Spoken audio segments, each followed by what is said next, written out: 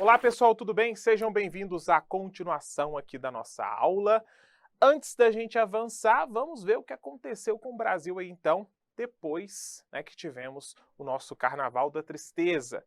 Bom, quando Vargas suicidou, a Constituição de 46 mandava o vice-presidente substituir o presidente. Foi o que aconteceu, né? O Café Filho, vice do Vargas, tomou posse como presidente da República. Mas o Café Filho, mesmo que fosse ali do PSD, partido de apoio, do Getúlio, ele era um camarada, que não era muito próximo do Getúlio Vargas, era inclusive muito próximo da UDN, mesmo sendo do PSD. E aí, um belo dia, o Café Filho passou mal. Teve um infarto, passou mal, saiu do poder e foi substituído pelo presidente da Câmara dos Deputados, Carlos Luz, tá? O Carlos Luz, pessoal, ele também era do PSD, só que o Carlos Luz, depois que tomou posse como presidente, ele estava envolvido numa conspiração, tá?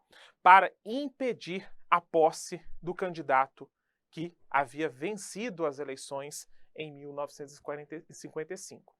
Veja que aqui em 55 aconteceram eleições e o presidente eleito tomaria posse no ano seguinte, em 1956. Quem ganhou? JK. O JK ganhou, era uma figura apoiada pelo PSD, pelo PTB, teve como vice aí o João Goulart do PTB, e eles ganharam então por serem próximos do getulismo, Então, havia um setor do PSD que acabou se aproximando dos grupos contrários ao Vargas e disseram: nós temos que impedir a posse do JK. Eles tentaram até impedir, cancelar as eleições, não deu certo, falaram, não, tinha que ter maioria absoluta, ele não teve. Aí o TSE falou, opa, não tem nada disso na Constituição, não, ganhou, pronto, acabou. Então os setores que eram contrários ao JK, que acreditavam que ele era muito próximo do Vargas, começaram a arquitetar um golpe para impedir a posse do JK. Quem está por trás desse golpe? O Carlos Lacerda, como sempre, onde tem golpe que ele está apoiando, Temos também o Carlos Luz, presidente do Brasil aqui nesse contexto, e alguns setores também das Forças Armadas, principalmente da Aeronáutica e da Marinha aqui, apoiando esse movimento. Só que tinha um problema, só tinha um impasse para que esse golpe desse certo. Quem? O Marechal Henrique Duffels Batista Teixeira Lott, que era ministro da Guerra naquele momento. O Lott era ministro da Guerra. E o Lott era muito conhecido por ser uma figura muito legalista. Ou seja, se a Constituição diz, a gente tem que cumprir e pronto. Ah, não gosto, não interessa, tem que cumprir a Constituição e pronto. Então o Lott era muito legalista. E alguém propor um golpe de Estado, teria que passar por cima do Lott. E o Lott era ministro da Guerra, ele, era o chefe ali de todas as Forças Armadas. Então, o Lott começou a ser visto ali como uma pedra no sapato para que esse golpe, para impedir a posse do JK, desse certo. Veja que o Lott era tão legalista, mas tão legalista, que é provável que ele nem tenha votado no JK na época das eleições. Mas ele disse, se o JK ganhou, a gente tem que cumprir a Constituição e pronto. Não tem que ficar criticando isso. Então, eles tinham que dar um jeito de se livrar do Lott. O que aconteceu? Nesse contexto aí, que começavam a tramar o golpe contra o JK, morreu um militar que também defendia o golpe, que era um militar chamado General Canrobert. Esse Canrobert, quando ele morre, um outro militar lá no enterro dele começa a fazer um discurso político, um discurso político que era um general chamado Bizarria Mamed, começa a falar, não, começa a dar lá uma indireta que tinha que dar um jeito de impedir a posse do JK, começa a fazer um maior discurso político lá no meio do funeral. Só que tem uma coisa, militar da ativa não pode fazer pronunciamento político. Isso é a essência das Forças Armadas aqui. Se é militar nativa, cumpre os interesses do Estado, não tem que interferir em política. Política é coisa dos civis.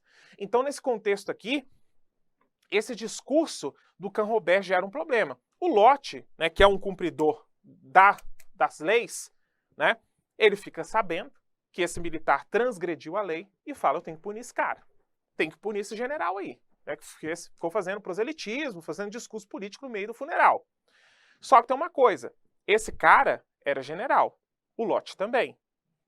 O Lott falou, eu não posso punir esse cara, porque eu sou general, estou no mesmo nível aqui. Então eu preciso de ir numa força maior, o presidente da República. O Lott chegou lá no presidente, Café Filho, né, marcou uma audiência com ele, ficou esperando 1 hora plantado lá, ele ministro, esperando 1 hora plantado, e quando ele foi atendido, ele disse: presidente, esse camarada fez discurso político, é contra a lei, né, ele transgrediu a lei, a gente tem que punir esse cara. Aí sabe o que o presidente falou? Que estava a favor do golpe? Não vou punir. Aí o que o Lott fez? Então eu me demito, eu peço minha demissão agora. E era tudo que o presidente Carlos Luz queria ouvir, porque o Carlos Luz estava envolvido no golpe, e o Lott era a pedra no sapato, né, desses golpistas. Para vocês terem uma ideia, o negócio foi tão arquitetado que quando o Lott se demitiu, o general que ia substituí-lo, né, no Ministério da Guerra já estava esperando lá para ser empossado, e foi empossado logo em seguida. Quando o Lott voltou para o seu apartamento no Rio de Janeiro, já tinha um monte de gente esperando ele lá.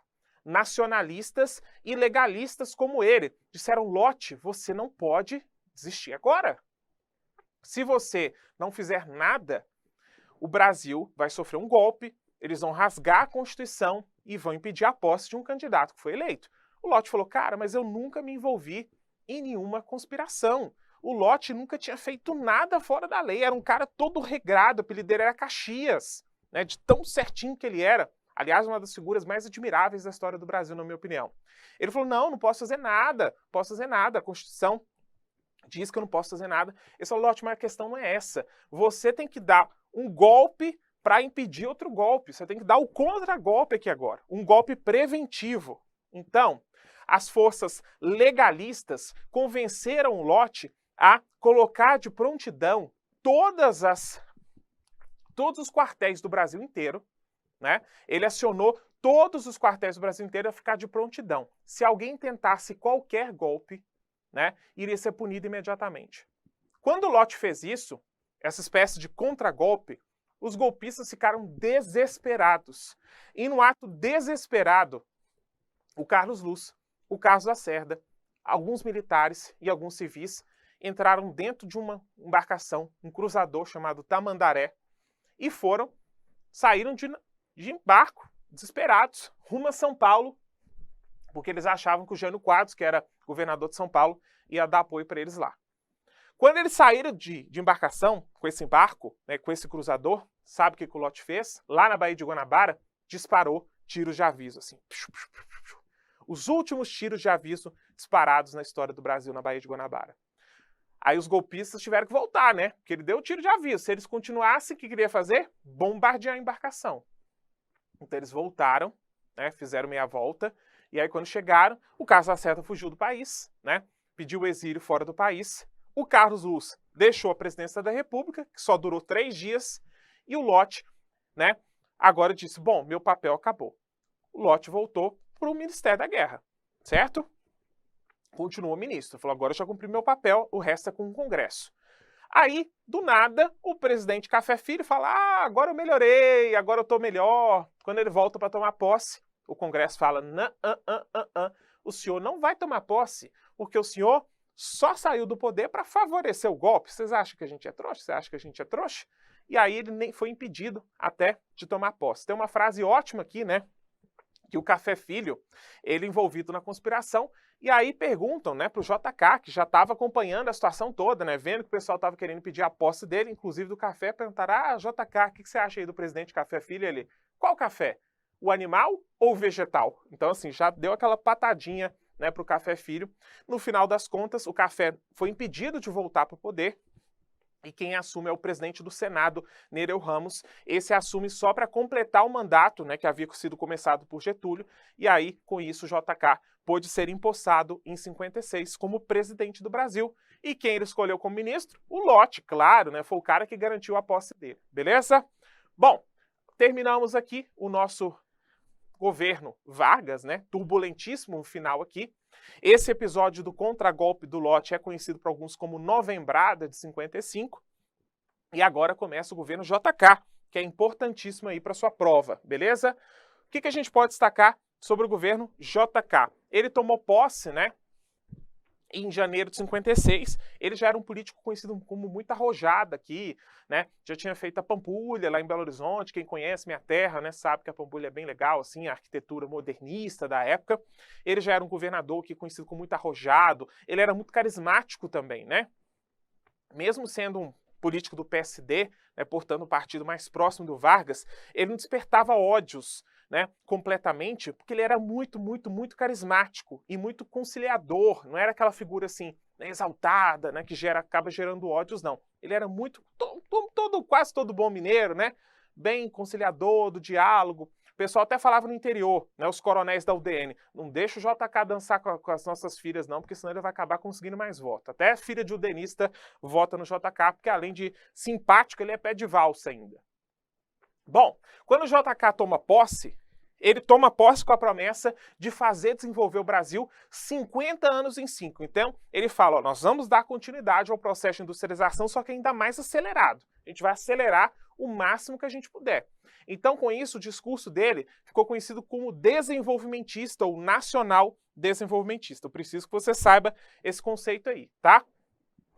Que basicamente nós precisamos promover uma rápida industrialização do Brasil, para desenvolvê-lo.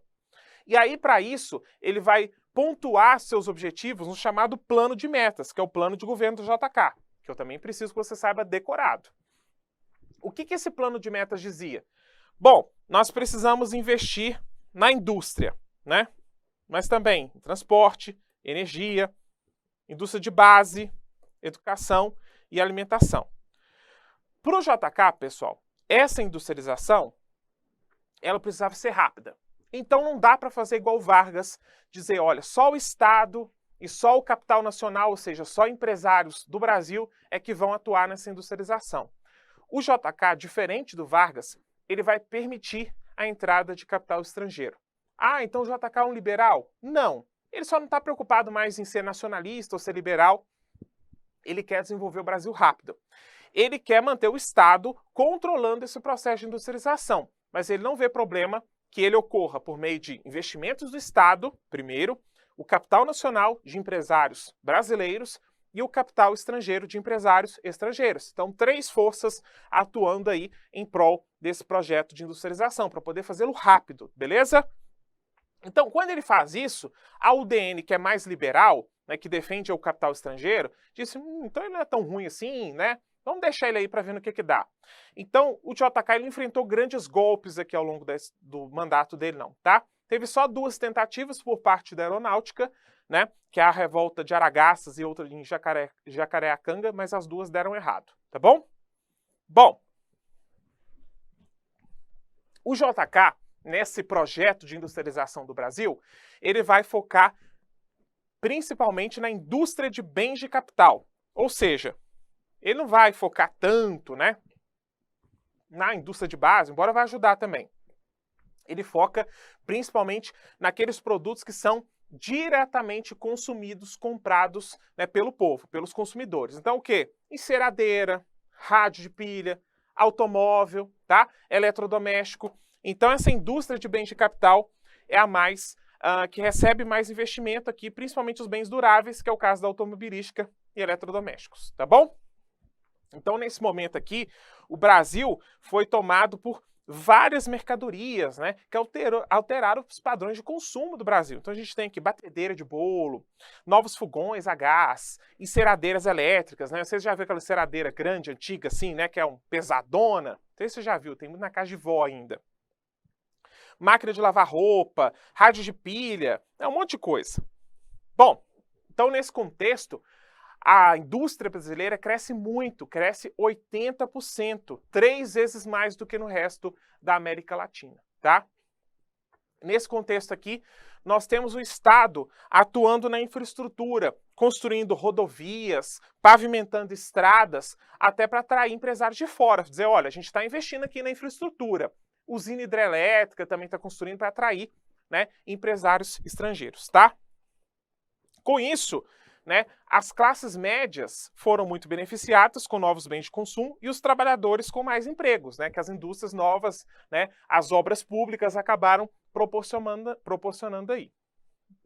Nesse contexto, né, o ritmo novo que está surgindo aqui, musical, é a bossa nova, né, um ritmo novo, né, não tem conotação tão política, né, é um tom mais otimista, porque o Brasil está crescendo rápido aqui, muita gente está eufórico, né, está dizendo, nossa, o Brasil está crescendo, está se industrializando, e a bossa nova tem temáticas mais descontraídas, né, é um ritmo novo aqui que surge, e o JK acaba ficando conhecido como o presidente bossa nova, justamente porque ele é alguém arrojado, né, tão moderno quanto esse estilo musical que está surgindo aqui nesse contexto. Beleza? Bom, um dos pontos importantes do plano de metas, que é o programa, né, de governo do JK, foi a construção de uma nova capital para o Brasil. Né? A Constituição dizia, né, desde muito tempo, né, que era preciso transferir a capital mais para o interior do Brasil. O JK resolveu investir nisso porque ele pensou, se a gente construir uma nova capital no interior do Brasil, a gente estimula também a interiorização do Brasil. O centro-oeste brasileiro, pessoal, nesse contexto, ele não tem uma população tão expressiva, a maior parte da população continua no litoral e, sobretudo, na região sudeste.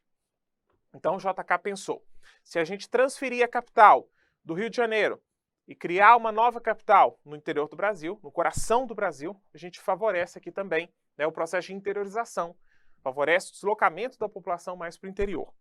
Então, ele investiu na construção de uma nova capital para o Brasil, batizada de Brasília. Conta um caos, né, que o JK, durante a campanha, teria dito, eu prometo cumprir a Constituição integralmente. Aí dizem, né, que um matuto, assim, um camarada do interior disse, o senhor promete cumprir todos os artigos? Ele, todos os artigos. Ele falou, então o senhor vai ter que construir uma capital nova para o Brasil. Porque lá na Constituição está dizendo que a capital deve ser transferida para o interior. Ele falou, tá escrito isso? Tá. Então, o que seja, eu vou cumprir uma nova Constituição. Diz a lenda que esse episódio aconteceu, né? Mas, de todo jeito, isso cumpria esse propósito de estimular a interiorização, a ocupação, né, do centro-oeste brasileiro. Beleza? Bom, tem um filme também do JK, tá? Que mostra isso. Tem o documentário JK do Silvio Tendler, vale muito a pena ver, que conta a história do governo dele, tá? E tem também um filme que o JK é interpretado pelo José de Abreu, eu esqueci o nome dele aqui agora, mas até o final da nossa aula que eu vou lembrando e falo com vocês. Bom, essa nova capital, Brasília, ela surge aí como uma capital totalmente planejada, né? Pelo Oscar Niemeyer e Lúcio Costa, em estilo modernista, que era um estilo novo, né, que estava surgindo aqui nesse contexto, e ela surge a partir de um desmembramento ali de uma porçãozinha do estado de Goiás. Então eles tiraram um pedacinho de Goiás, né, e tornou aquilo ali o Distrito Federal, que passaria a ser, né, a sede da capital do Brasil. Bom, o local, né, não contava com uma população significativa, então para poder construir Brasília, vários trabalhadores foram deslocados de outras regiões, como Nordeste, Goiás e Norte de Minas. Esses trabalhadores ficaram conhecidos como candangos. Muitos deles, depois que terminaram a construção, acabaram se instalando ali ao redor de Brasília, dando origem aí às primeiras cidades satélites, né, que são cidades que orbitam em torno de Brasília, né, estão ali, né, na região periférica, tá bom? Bom, o que mais que aconteceu aqui nesse contexto? JK foi inaugurada em prazo recorde, né, é construída no início de mandato, no mandato do JK, e termina no finalzinho, ele consegue entregar, né, no final do mandato, e o Jânio Quadros, sucessor do JK, já toma posse ali mesmo, né, na nova capital do Brasil, tá?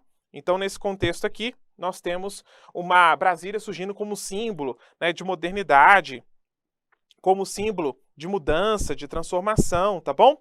Então, ela foi inaugurada aqui como símbolo de otimismo, de que o Brasil se modernizava, né, de que o Brasil estava se desenvolvendo, tá bom? Então, no final das contas, ela é inaugurada aqui nesse contexto. Bom, o filme que eu tentei lembrar e trouxe o nome aqui é Bela Noite para Voar, tá? Que é um episódio aí também que mostra um pouco o momento, o otimismo do governo JK aqui, né? É uma trama um pouco romanceada, mas mostra aqui um pouquinho como era o JK, beleza? Bela Noite para Voar. Tem a minissérie também do JK, feita pela Globo, se quiser assistir aí também é uma boa medida. Bom, Bom, pessoal, mas apesar de todo esse desenvolvimento, apesar das transformações, né, que o Brasil inevitavelmente estava vivendo, temos também, né, algumas contradições que cercaram o governo JK. Por mais que eu goste, né, do JK, seja meu conterrâneo, a gente também tem que falar das contradições, até porque elas são importantes para a sua prova, né? É importante frisar isso, o Estado Novo, né, e a era Vargas como um todo, mas sobretudo o Estado Novo e o período JK, certamente são aqueles que têm mais chances de estar presentes na sua prova, beleza? Então, voltando aqui, apesar, né, de todo esse desenvolvimento, nós temos também algumas contradições que cercaram este período, né? Conforme o JK ia investindo, né, na industrialização, esses investimentos ficaram muito focados num lugar só, tá? Então, e o Nordeste, por exemplo, ele não está recebendo essa industrialização, né? Ele está passando por uma seca terrível neste contexto, os trabalhadores estão numa situação precária, né? Porque além da precariedade de alimentos decorrente dessa seca, estão ainda vivendo também a questão de terras, conflitos de terras aqui, né? As terras concentradas ainda no poder nas mãos dos coronéis que continuam mandando no interior do Brasil. Então o JK, para tentar, né, investir no crescimento dessa região também, ele cria a Superintendência de Desenvolvimento do Nordeste, a SUDENE, em 59. Esse movimento, né, essa criação foi aplaudido pelas ligas camponesas, que eram aí trabalhadores rurais que começaram a se articular para reivindicar a reforma agrária, né, algumas transformações no campo. Eles aplaudiram a criação dessa SUDENE, né, entre os líderes deles está Francisco Julião, mas a SUDENE não obtém bons resultados, não resolve a miséria, não resolve a concentração fundiária. Então essa é uma das contradições do governo JK. Outro ponto importante também é observar os efeitos, né, dessa política de investimentos do JK. Né? Ao focar na industrialização do Brasil, o JK deslocou muitos recursos estatais, contraiu muitos empréstimos no estrangeiro para poder construir Brasília, investir nessa industrialização. E aí o que acontece com a nossa dívida externa? Sobe vertiginosamente. Então, dos grandes efeitos negativos da política industrializante do JK foi o crescimento da dívida externa. Além disso, subiu muito também a inflação, o custo de vida. Tá? Aqui, querendo ou não, isso afetou muito o custo das coisas e aí, claro, afetou os trabalhadores. Então a gente tem até essa charge que mostra isso, né? O JK falando, você agora tem automóvel brasileiro para correr em estradas pavimentadas com asfalto brasileiro, com gasolina brasileira. Você quer mais o quê?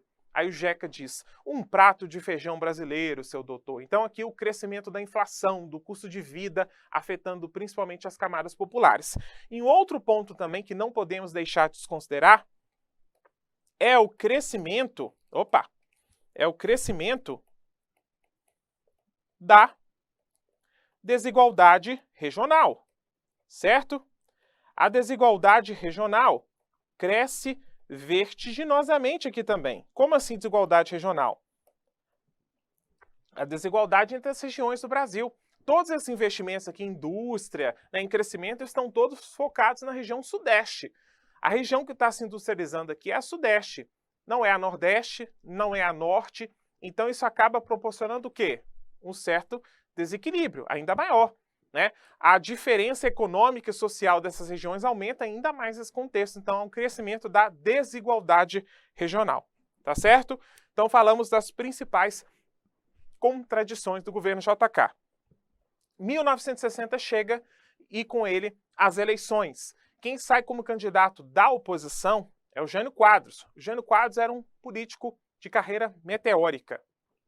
O Jânio foi vereador, prefeito, governador e candidato a presidente, tudo num tempo muito rápido, tá? Então ele era um político notório. O Jânio não era da UDN.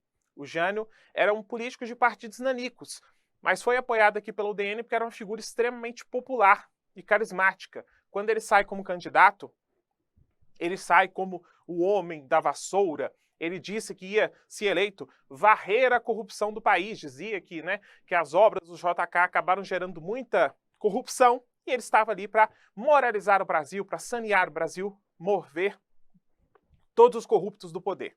Então ele sai como candidato da vassoura, né, escolhe a vassoura como símbolo e como campanha, né, como jingle da campanha dele, ele lançou a música Varre, varre, vassourinha, varre, varre a bandalheira, ou seja, a corrupção, né, a safadeza, que o povo já está cansado de sofrer desta maneira. Jânio Quadros é a esperança deste povo abandonado. Então ele foi um fenômeno eleitoral. As pessoas votaram em massa no Jânio Quadros, que vence as eleições, apoiado pela UDN. A UDN achava ele muito populista, né, muito candidato do povo, mas fala, é melhor a gente apoiar esse cara, né, do que perder as eleições mais uma vez para o PSD e para o PTB. Não dá. Então o pessoal até brincava que o Jânio Quadros era a UDN de porre, porque o Jânio Quadros gostava de tomar um goró, né? Então, como foi apoiado pela UDN, chamaram ele de UDN de porre, beleza? Bom, o Jânio Quadros, né, era um político todo performático, deixava, né, cobria os ombros de talco para dizer que tinha caspa, porque o povo tinha caspa, então ele também tinha. Era uma figura que desmaiava em comício para dizer que estava viajando muito, então estava muito cansado, né, percorrendo todas as partes do Brasil. Era fotografado comendo sanduíche de mortadela, sentado aí no meio-fio de rua, né, para dizer que era um homem do povo. Então ele era todo performático e aí com isso ele conseguiu vencer as eleições com uma expressão recorde de votos. Ninguém nunca então tinha tido tantos votos quanto Jânio Quadros, beleza? O Jânio Quadros, contudo, ele não ganhou com o vice dele, porque na época você podia votar num candidato a presidente de uma chapa e votar no vice da outra chapa, e foi o que o povo fez. O povo votou no Jânio, mas de vice lá da chapa do PSD-PTB, tinha o Lott para presidente, né? Que pena que não ganhou, e tinha também como vice o João Goulart, ele que tinha sido ministro do Trabalho, que tinha sido vice-presidente do governo JK, mais uma vez sair como vice-presidente, e o povo gostava muito dele. Então falou, vou votar nesse cara para presidente e nesse cara para vice-presidente. E elegeu os dois, né? Elegeu a Janjan, Jânio e Jango. Os dois foram eleitos juntos, beleza? Então, mesmo representando aí forças políticas diferentes, os dois foram eleitos juntos. A Constituição permitia, né, que se votassem candidatos de chapas diferentes, tá bom? Bom, o Jânio, então, foi eleito, né, como símbolo aí de combate à corrupção. Era uma figura que tomou medidas muito moralistas, né, e de pouco efeito político, proibiu corrida de cavalo em dia de semana, proibiu o uso de biquínis na praia, proibiu rinhas de galo, sabe? Umas medidas que não se espera exatamente que o presidente da República vai se preocupar, já que o Brasil estava sofrendo com a dívida externa, com o aumento da inflação, né? E na economia, o Jânio Quadros vai adotar toda a cartilha do FMI, do Fundo Monetário Internacional. O Fundo Monetário disse, ó, vocês para sair desse atoleiro vão ter que apertar o cinto. E aí, quando o governo aperta o cinto, quem que sofre? O povo. Né? Nesse contexto aqui, a moeda foi desvalorizada, os salários mínimos foram achatados, perderam seu valor de compra, né? Então vários cortes foram feitos aqui e o povo sentiu muito os efeitos disso. Já no primeiro ano de mandato. O Jânio também, nesse contexto, estava vivendo um contexto internacional de Guerra Fria. Estados Unidos de um lado representando o capitalismo, União Soviética de outro representando, né, o socialismo. E aí o Brasil, né, do Jânio Quadros, falou, eu tenho mesmo que escolher um lado? Por quê? Né? Eu vou ficar neutro. E vou estabelecer ali comercialmente com quem eu quiser. Não tenho que escolher lado dessa guerra, que não é minha. Então, o Jânio Quadros, né, desenvolveu o que a gente pode chamar de política externa independente, que dizia, olha, o Brasil não tem que aliar em porcaria nenhuma de Guerra Fria, nem com os Estados Unidos, nem com a União Soviética. A gente tem que ficar mantendo uma política neutra, tá? Inclusive dialogando com os outros países de terceiro mundo, Egito, Índia, né? Esses países que também estão ferrados igual a gente, tá bom? Bom, no geral, para poder manter essa política externa independente, o Jânio Quadros falou, tem uma ilha socialista ali chamada Cuba, na América Central, não vejo problema em manter relações diplomáticas, relações econômicas com Cuba, mesmo sendo socialista, o que eu tenho a ver com isso? Nesse contexto, o Jânio Quadros, para poder promover uma aproximação com Cuba, né, que era socialista, o que ele fez? Premiou, condecorou o ministro da Saúde, Che Guevara, de Cuba, com uma medalha, né, com uma comenda da Gran Cruz da Ordem Nacional do Cruzeiro do Sul. Os udenistas, que eram base do Jânio, né, e eram anticomunistas, falaram: Jânio, você está maluco, você está premiando os comunistas, você é comunista também e tal. A imprensa começou a descer o pau. Como que você dá, né, a mais alta honra do Brasil, né, a condecoração mais importante para o Brasil para um comunista? Você está maluco, Jânio? Né? O pessoal até brinca, né, que o pessoal fala que o Che Guevara nessa hora deve ter pensado assim: esse doido, pensaram assim, será que esse doido sabe que eu sou comunista? Aí o Jânio Quadros deve estar pensando assim, será que esse comunista sabe que eu sou doido? Né, o pessoal até brinca, né? Saiu num jornal muitos anos depois fazendo essa brincadeira com essa foto aqui. E aí aquilo foi um escândalo, né? O Jânio Quadros está condecorando o comunista e tal. E aí o UDN pulou fora do governo. Falou: eu não vou apoiar esse cara mais, né? Há muitos setores escandalizados com o Jânio ficou completamente sem apoio aqui. Perdeu o apoio da UDN. No Congresso ele já não tinha muito apoio. Vários partidos estavam lá, então ele não conseguiu fazer uma base de apoio. E aí, o que ele faz? Renuncia do poder. No dia do soldado, dia 25 de agosto, ele entregou sua carta de renúncia para o Congresso. Falou que foi motivado por forças terríveis. E aí, renunciou do poder. Por que ele fez isso? Alguns historiadores, a maioria, acha que ele tentou um golpe aqui. O que ele pensou? Se eu renunciar, no dia do soldado, eu estou mandando um recado direto para as Forças Armadas.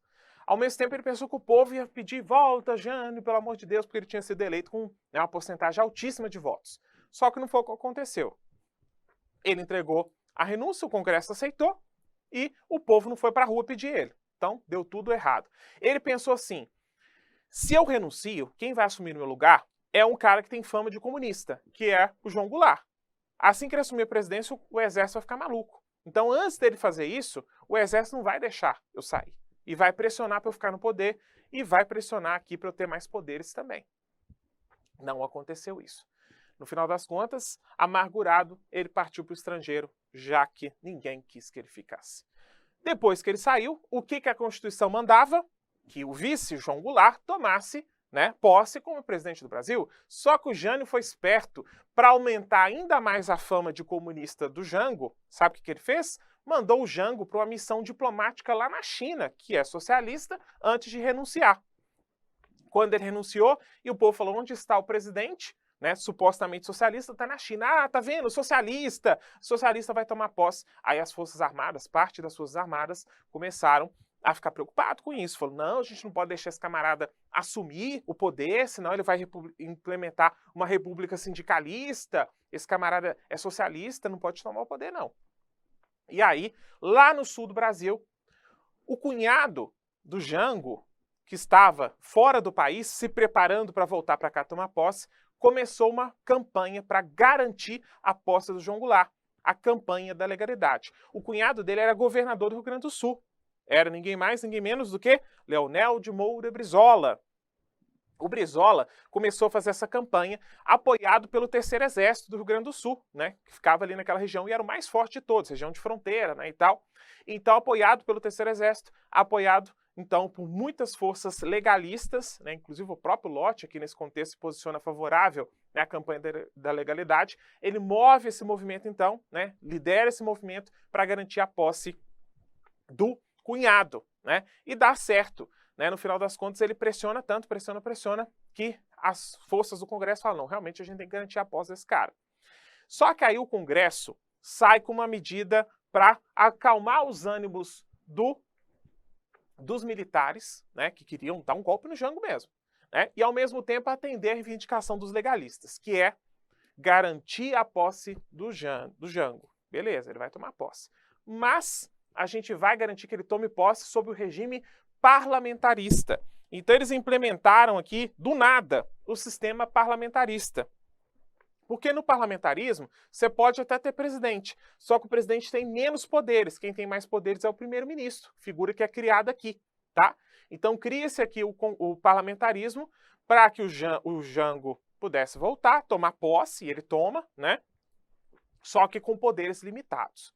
Só que aí, né, já tinham estabelecido lá que mesmo implementando o parlamentarismo, teríamos um plebiscito, uma consulta popular, para ver se manteríamos ou não esse sistema. O povo gostaria que fosse mantido o parlamentarismo ou que voltasse ao presidencialismo. Eles fizeram essa consulta e 90% do povo que votou a favor do retorno do presidencialismo. Então, Jango já no poder, restituiu o presidencialismo, né, e passou a ter mais poderes. E aí, enquanto tinha mais poderes, o João Goulart, que é uma figura trabalhista, né, era considerado aí o herdeiro de Vargas, ele vai tentar adotar algumas medidas mais próximas desse campo nacionalista, né? Ele vai adotar aqui, né, um plano econômico chamado Plano Trienal. Esse plano trienal, ele tinha alguns objetivos, como, por exemplo, aprovar uma reforma agrária no Brasil, né, criar o Estatuto do Trabalhador Rural, que estabeleceria direitos trabalhistas para o campo também, né, igual os trabalhadores da cidade, permitiria que os trabalhadores do campo tivessem sindicatos, coisa que não podia ainda, era proibido. Então, ele tenta adotar algumas mudanças aqui, beleza? Só que alguns setores estão contrários a essas mudanças, acham que o João Goulart é comunista, acreditam que a reforma agrária é coisa de comunista, mas o João Goulart, gente, ele é criador de gado, tá? Ele é grande latifundiário lá do sul, ele não é comunista coisa nenhuma, ele é trabalhista, tá bom? Bom, ele, nesse contexto, Jango, ele está sofrendo uma dupla pressão. De um lado, temos as forças contra o Jango, né? Militar, político da UDN, né? O mesmo pessoal de sempre. Esse camarada aí é comunista, é radical, ele quer implementar o socialismo no Brasil, começa a pressionar ele na imprensa, descendo o pau nele o tempo todo, né, no Congresso. E do outro lado, a gente tem as esquerdas que apoiam as ideias do Jango. Gente do Partido Comunista que está ilegal, o Brizola, né, o PTB, gente do PSD também, alguns, né, estudantes, sindicatos, muita gente está a favor, mas acha que o João Goulart tá lento, não tá fazendo o negócio. Eles começam a atirar pro João Goulart também. Então o João Goulart tá sofrendo uma dupla pressão. Gente que é contra tudo que ele tá querendo fazer e gente que é a favor dessa reforma. Acha que ele tá muito demais, que tá demorando muito. E já começa a radicalizar no discurso. Fala, Jango, você tem que fazer a reforma na lei ou na marra, tá? Se você não quiser, a gente vai fazer, com ou sem você. Então as esquerdas estão pressionando aqui de um lado, as direitas estão pressionando do outro, e o João Goulart ali tentando conciliar, né? Porque ele não é uma figura radical, estava tentando estabelecer um diálogo. E aí, né, para essas esquerdas, o governo tinha que fazer as chamadas reformas de base. O governo também achava que tinha que fazer, só que ele tinha que fazer dialogando. Já as esquerdas radicais acham que ele tem que fazer de qualquer jeito, tá? E que reformas são essas? Quais reformas de base são essas? Uma reforma agrária, né, para acabar com os latifúndios, distribuir terra para os camponeses, uma reforma urbana para poder impedir a especulação imobiliária desenfreada, que acabava deixando gente sem moradia, uma reforma eleitoral para dar direito de voto para os analfabetos e legalizar o Partido Comunista, uma reforma bancária para poder criar um Conselho Monetário Nacional, né?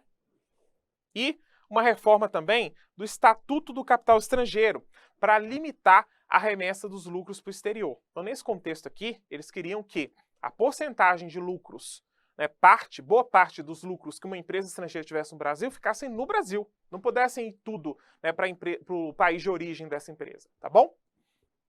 Bom, então o Jango fica meio que no impasse ali, sofrendo pressão de um lado e de outro, não consegue muito apoio no Congresso, tá? E aí, no final das contas, ele acaba se aproximando mais das esquerdas. Quando ele faz esse movimento, né, inclusive faz um discurso, se aproxima mesmo, quem está na oposição fala, esse cara é comunista. Com certeza agora ele é comunista, não tem jeito, a gente precisa tirar esse cara. Então, quando o Jango se aproxima mais das esquerdas, né, então ele estava ali tentando dialogar com os dois lados, o pessoal já fica preocupado e fala, a gente tem que tirar esse cara de qualquer jeito. Então começa a surgir uma conspiração para depor o João Goulart. Tudo piora quando o Jango se envolve numa revolta dos sargentos. Tivemos alguns militares aqui, alguns sargentos que fizeram um movimento, tá? Reuniram no sindicato para poder, no final das contas, protestar contra, né, a impossibilidade deles de votar, de ter direito de voto, né, de, inclusive, sair como candidato. E aí o Jango, né, para poder conter essa revolta rápido, vai anistia todo mundo lá. Fala, não, tá todo mundo liberado, tchau, vai embora daqui, vão acabar com isso logo. Quando ele faz isso, o alto oficialato do Exército fala, como assim? Como você está passando por cima da nossa autoridade para poder resolver isso logo. Então, a situação do exército com o Jango piora muito por causa dessa intervenção dele na contenção da revolta dos sargentos, tá bom? Bom, no final das contas, vai crescendo a oposição contra o Jango. Nós temos aqui alguns setores da imprensa, alguns setores da política, tá? Alguns setores do empresariado e dos militares, além da própria igreja.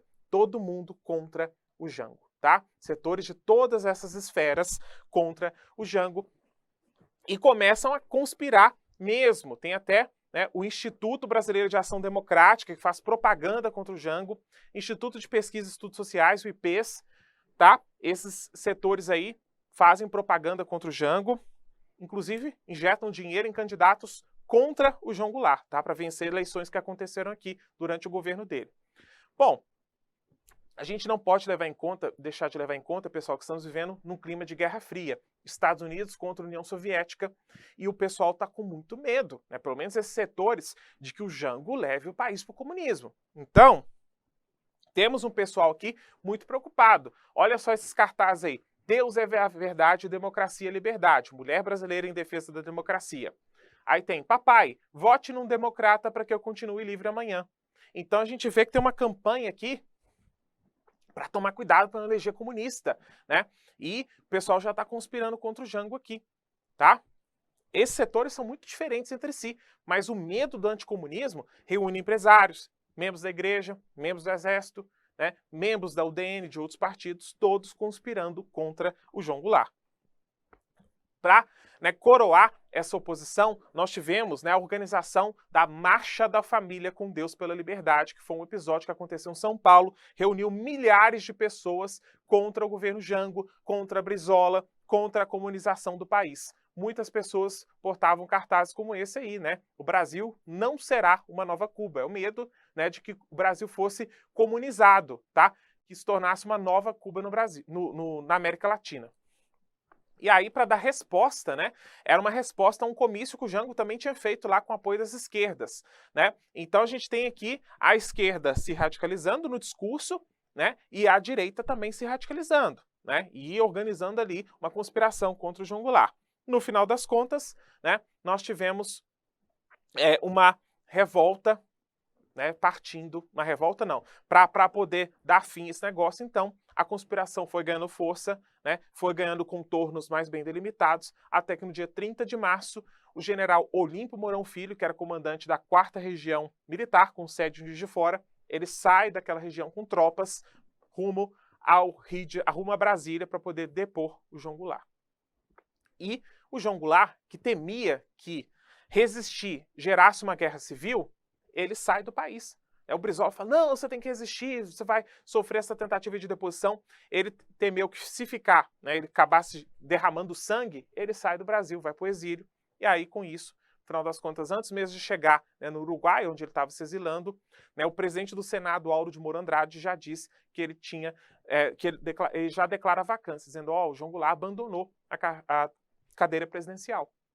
Com isso, então, né, o João Goulart foi deposto do Brasil, tá? Foi deposto da presidência do Brasil e, com isso, terminamos aqui o período democrático, a nossa curta experiência democrática de 20 anos, e aí começa o chamado período militar, regime militar, ou ditadura civil-militar, beleza? Considerações sobre o que falamos até aqui. É muito pouco provável que o governo Jango seja cobrado pela sua prova, porque é um assunto polêmico, né? É um assunto sensível para as Forças Armadas, então é pouco provável que 64 seja cobrado aqui pela sua prova, tá? O governo Jango, de maneira geral, e a não ser o parlamentarismo, talvez, e a própria deposição do Jango, beleza? Bom, pessoal, com isso, nós encerramos aqui a nossa aula sobre experiência democrática. Tá aqui o Jango tentando se equilibrar entre a espada e entre os comunistas e os militares. Eu amo essa charge aqui, acho ótima. Veja que o Jango, no final das contas, ele bem que tentou resistir aqui, mas não teve jeito, né? Então, a deposição do Jango, né, a tirada do Jango do poder e a ascensão dos militares dá fim a nossa experiência democrática e inicia o chamado regime militar, que é o tema da nosso próximo e último encontro. Bom, espero que tenham gostado da nossa aula. Estou deixando aqui o meu Instagram, tá? Estou à disposição também no nosso fórum de dúvidas, se você quiser tirar qualquer dúvida lá. E me segue lá no grupo do Telegram também, o grupo que mais cresce no Brasil, História para Boi Dormir. Beleza? Gente, muito obrigado. Um abraço a todos. Até a próxima. Bons estudos para vocês aí. Tchau!